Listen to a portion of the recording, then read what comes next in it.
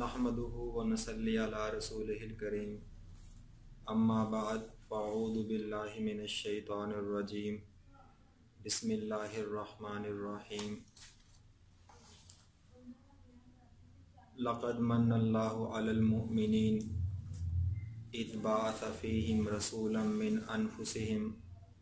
यतलू अलैहिम आयातिही व युज़क्कीहिम व युअल्लिमुहुमुल किताब वल हिकमा व इन कानू मिन क़ब्लु लफ़ी ज़लालिम मुबीन। वक़ाल नबी सल्लल्लाहु तआला अलैहि व आलिहि वसल्लम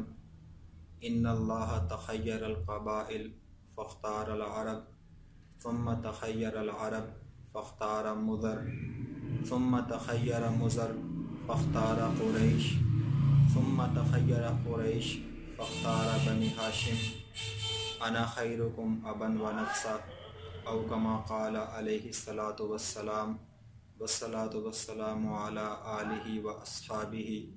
व बारक व सल्लम तस्लीमन कसीरन कसीरा। मोहतरम नाज़रीन, मेरी तरफ़ से आप सबको अस्सलामु अलैकुम व रहमतुल्लाहि व बरकातहू। जैसा कि आप सबके इल्म में है कि रबीउल अव्वल का महीना उसका आगाज़ हो चुका है और मुसलमानों का बच्चा बच्चा इस बात को जानता है कि इस मुक़द्दस और मुहतरम महीने में अल्लाह ताला ने हम पर एक अज़ीम एहसान फरमाया और जो सिलसिला रसूलों और नबियों का उसने आदम अलैहिस्सलाम से शुरू किया था, उसकी आखिरी कड़ी और उस सिलसिले के आखिरी रसूल हुज़ूर पाक सल्लल्लाहु अलैहि वसल्लम, अल्लाह ताला ने उनको इस मुबारक महीने में पैदा फरमाया। वैसे तो अल्लाह ताला के हम पर बहुत से एहसानात हैं जिनको हम ना शुमार कर सकते हैं और ना हम उनका बदला दे सकते हैं, लेकिन इन तमाम एहसानात में से जो सबसे बड़ा एहसान अल्लाह ताला ने हम पर फरमाया वो हुज़ूर पाक सल्लल्लाहु अलैहि वसल्लम की सूरत में फरमाया। तो इस मुक़द्दस महीने में अल्लाह ताला ने हमारे नबी अलैहिस्सलाम को इस दुनिया में भेजा। ये दुनिया जहालत के अंधेरों में भटक रही थी। इंसान की शक्ल बस इंसान जैसी थी, लेकिन उसके अफ़आल और उसके काम वो हैवानों से भी बदतर थे।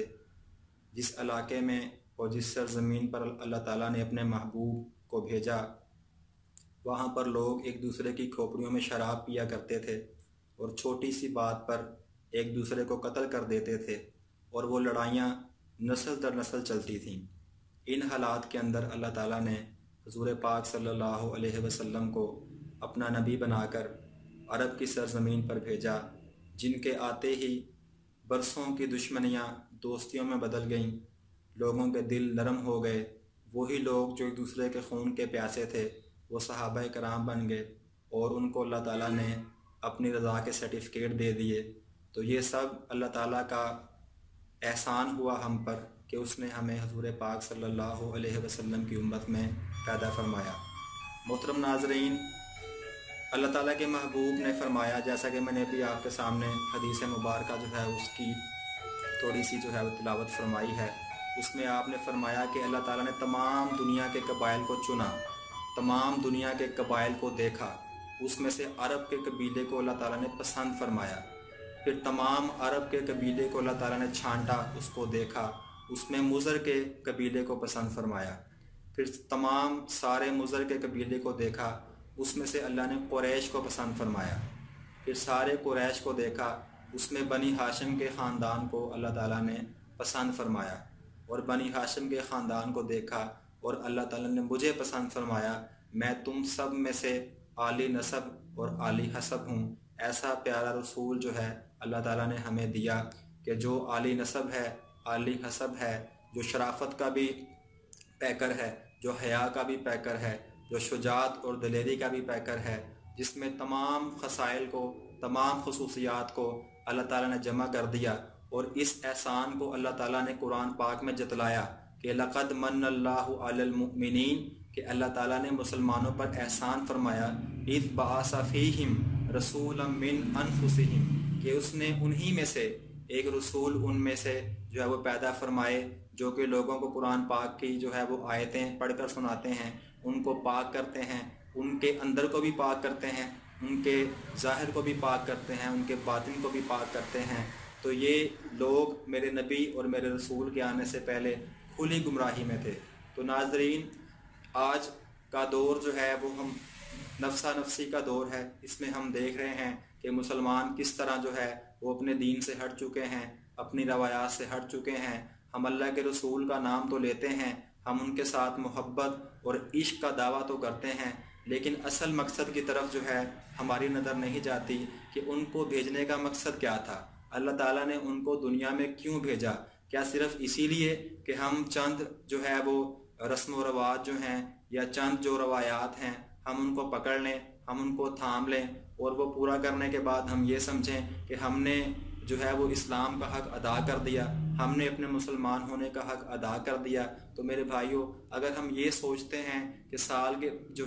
کے اندر کچھ دن منانے سے ہم کامل اور پکے اور سچے مسلمان بن جائیں گے، تو میرے بھائیوں ہم اس میں صریح غلطی پر ہیں۔ منانا بھی ٹھیک ہے، وہ بھی اپنی جگہ پہ جو ہے ایک ہماری محبت اور عشق کا تقاضا ہے، لیکن اصل جو ہماری کامیابی ہے وہ اللہ کے نبی کی سیرت کو اپنانے میں ہے۔ اصل جو ہماری کامیابی ہے وہ ان کی تعلیمات کے اوپر عمل کرنے میں ہے۔ تو ان کی تعلیمات کیا تھیں؟ ان کی تعلیمات پہ ہم کس طرح عمل کر سکتے ہیں؟ یہ حضور پاک نے خود بھی اس پر عمل کیا، بلکہ آپ نے پہلے بذات خود اس پہ عمل کیا، پھر دوسروں کو اس کی ترغیب دی۔ آپ صرف جو ہے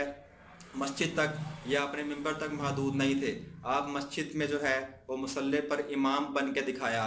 آپ نے ممبر پر خطیب بن کے دکھایا، آپ نے میدان کے اندر سپہ سالار بن کے دکھایا، آپ نے بازار کے اندر دکانداری کر کے دکھائی، تجارت کر کے دکھائی، گھر کے اندر آپ نے شوہر بن کے دکھایا، اور گھر کے اندر آپ نے جو ہے ایک باپ بن کے دکھایا، اور گھر سے باہر آپ نے دوست بن کے دکھایا، اور گھر سے باہر آپ نے ایک مسلح اور ریفارمر بن کے دکھایا۔ مطلب زندگی کے ہر شعبے میں ہمیں حضور پاک صلی اللہ علیہ وسلم کی سیرت میں اور آپ کی جو زندگی ہے، آپ کی جو حیات مبارکہ ہے، کوئی ایسا اس کا جو ہے وہ پہلو نہیں جو ہمارے پاس نہ ہو یا جس کے بارے میں ہمارے پاس رہنمائی موجود نہ ہو۔ آپ نے خود فرمایا کہ میں تمہارے لیے ایک روشن راستہ جو ہے وہ چھوڑ کے جا رہا ہوں، لیلھا کا نہارھا، کہ جس کی رات بھی جو ہے وہ دن کی طرح ہے، اور وہ راستہ تمہارے گھر سے جنت تک بالکل سیدھا جاتا ہے۔ جو اس پہ چلے گا انشاءاللہ جنت اس کا مقدر بنے گی، اور جو اس کو چھوڑے گا وہ اس کو ذلیل ہوگا۔ آخری خطبہ کے موقع پر آپ نے فرمایا کہ مسلمانوں،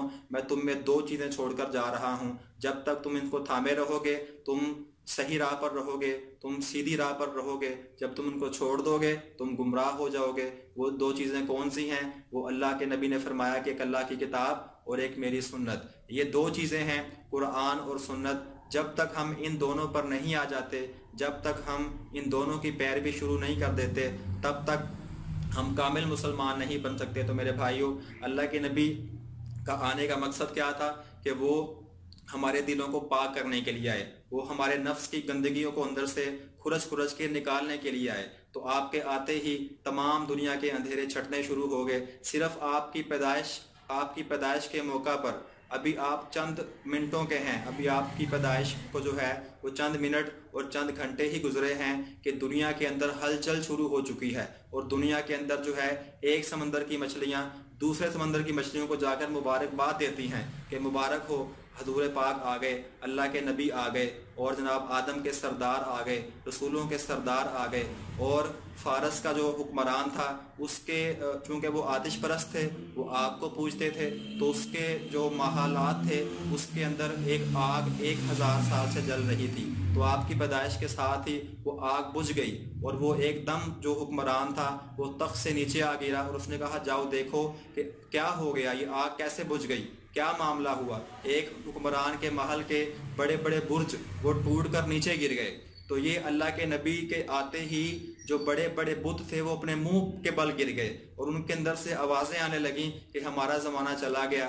آخری نبی کا زمانہ آ گیا، اللہ کے محبوب کا زمانہ آ گیا۔ یہ آپ کی پیدائش کے وقت کے سارے واقعات ہیں، اور آپ کی والدہ محترمہ فرماتی ہیں کہ جب آپ پیدا ہوئے تو آپ کے پیدا ہوتے ہی مجھ پر یمن کے محلات وہ روشن ہو گئے۔ اور اللہ تعالیٰ نے آنکھوں کے پردے ہٹا دیے اور اوپر جو ہے وہ بادل نے سایہ کیا اور اندر سے آواز آئی کہ اللہ کے محبوب جو ہیں وہ تشریف لا چکے ہیں، اور یہ اس بچے کے اندر جو ہے تمام نبیوں کے جو اخلاق ہیں، تمام نبیوں کے جو وصف ہیں اس نبی کے اندر جو ہے وہ رکھ دیے جائیں۔ مطلب جو خصوصیات پچھلے انبیاء میں ایک ایک کر کے تھیں، ان تمام خصوصیات کو ہمارے نبی کے اندر جو ہے وہ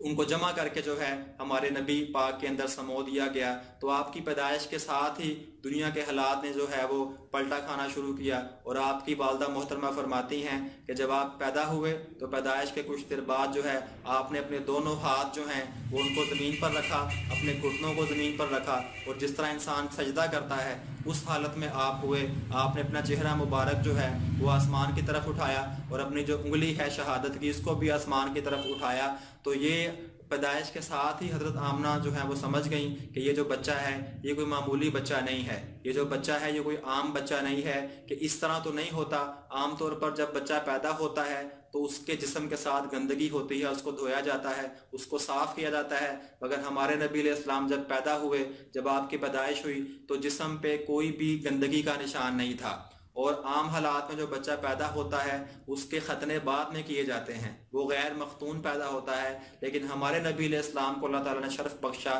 کہ آپ مختون پیدا ہوئے، ماں کے پیٹ سے ہی جو ہے آپ کا ختنہ ہو کے آیا۔ یہ اللہ تعالیٰ نے اپنے نبی کو جو ہے وہ خصوصیات بخشیں۔ اور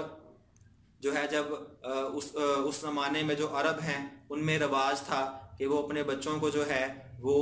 پیدا ہوتے ہی کچھ عرصے کے لیے جو ان کا ابتدائی زمانہ ہوتا تھا اس میں وہ اپنے بچوں کو عرب سے باہر کسی جو ہے وہ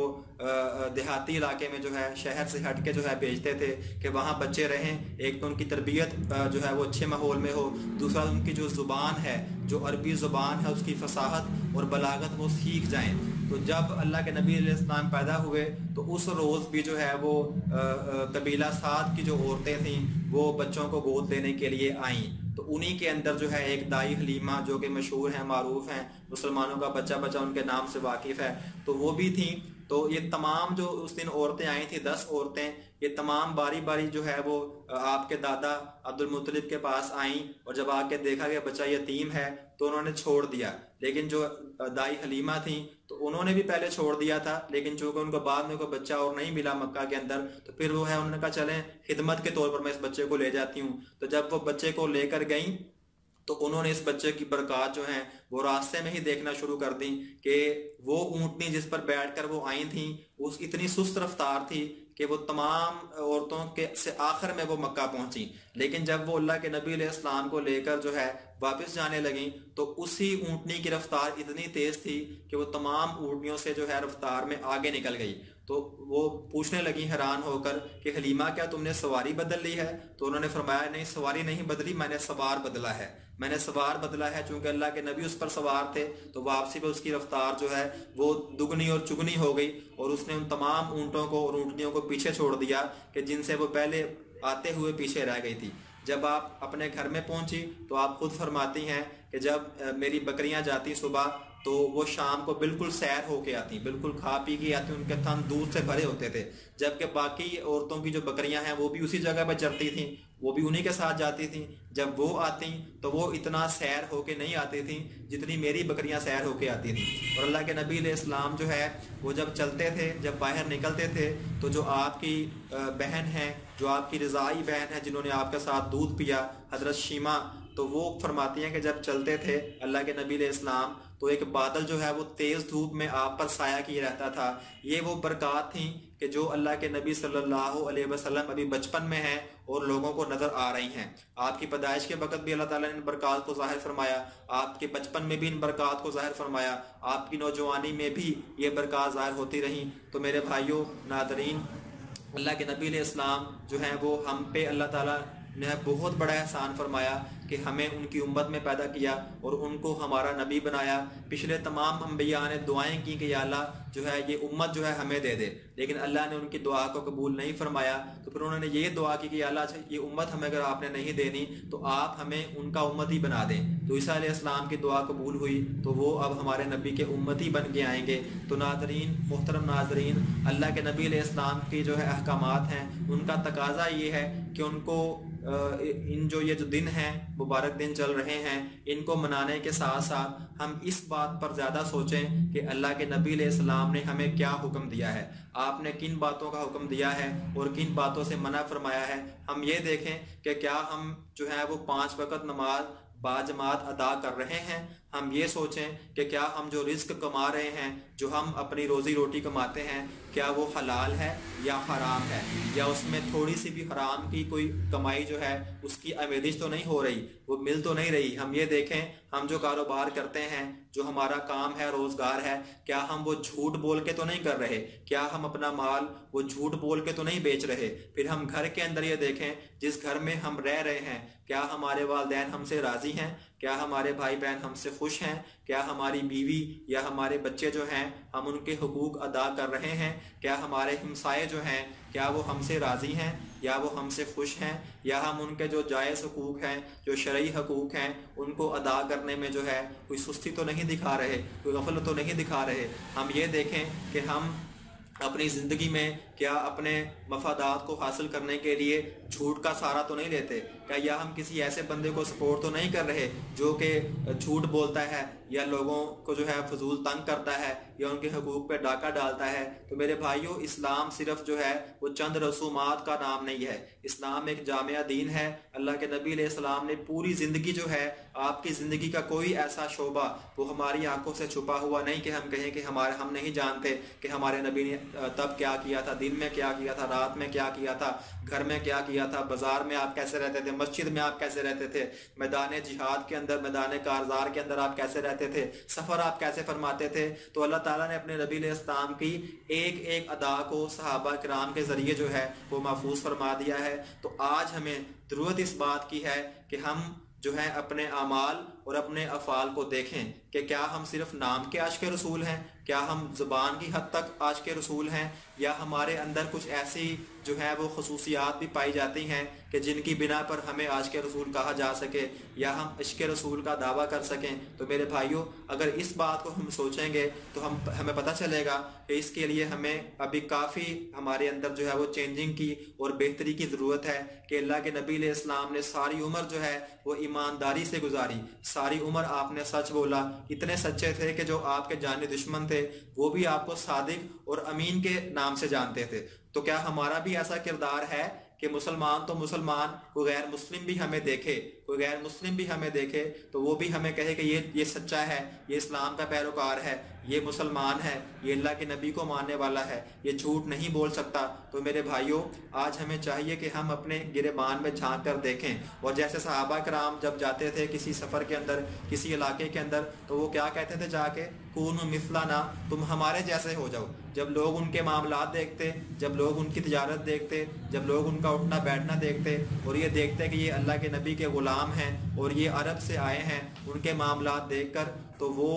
ان کو دیکھ کر ہی کلمہ پڑھ لیتے۔ تو کیا آج ہماری جو ہے وہ اتنی ہمارے اندر استطاعت ہے یا ہمارے اندر اتنا اسلام ہے کہ ہم لوگوں کو کہہ سکے کونوا مثلنا؟ تو آج بھائیوں، ہمیں صرف ربیع الاول کا پیغام یہی ہے کہ ہم اس بات کو سوچیں کہ ہم آج اللہ کے نبی صلی اللہ علیہ وسلم کے بتائے ہوئے راستے پر کتنا چل رہے ہیں۔ تب ہمیں میلاد کا جو ہے وہ مقصد بھی حاصل ہوگا اور اللہ کے نبی کی جو آمد ہے اس کا مقصد بھی حاصل ہوگا۔ صرف اگر ہم نعرے لگاتے رہ گئے یا صرف زبانی کلام میں یہ اظہار کرتے رہ گئے تو میرے بھائیوں، ہمیں حشر کے دن اللہ کے نبی کے سامنے سوائے شرمندگی کے جو ہے وہ کچھ بھی حاصل نہیں ہوگا۔ تو میرے بھائیوں، آج ہم اس بات پہ سوچتے ہیں اور اس بات کا ارادہ کرتے ہیں انشاءاللہ کہ ہم جو ہے اللہ کے نبی کو جو ہے ان کی زندگی اور ان کی سیرت کو منانے کے ساتھ ساتھ اس کو اپنائیں گے بھی، اور اپنے دوسرے مسلمان بھائیوں کو بھی اس کی دعوت دیں گے۔ عبادات کے اندر بھی اور معاملات کے اندر بھی ہم اپنے نبی علیہ السلام کی پیروی کریں گے انشاءاللہ، اور لوگوں کو اس کی طرف بلائیں گے۔ اللہ ہم سب کو عمل کی توفیق عطا فرمائے۔ آخر دعوانا ان الحمدللہ رب العالمین۔ السلام علیکم ورحمۃ اللہ وبرکاتہ۔